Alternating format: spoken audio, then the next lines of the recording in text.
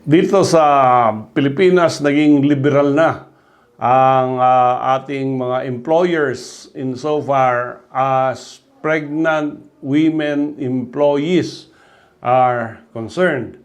So, meron na tayong provision sa Labor Code. It is illegal and unlawful to terminate the employment of any woman dahil siya ay buntis or dahil siya ay nagpakasal or magpapakasal.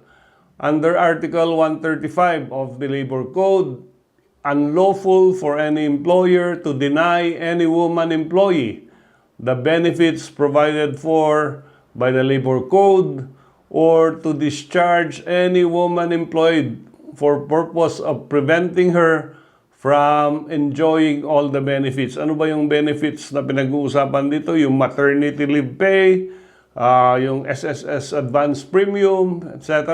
No?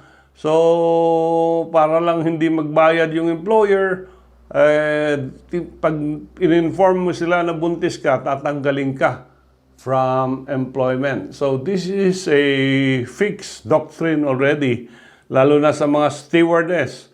Hindi pwede kayong tanggalin as flight attendants because you intend to marry or kayo ay on the way or you are pregnant.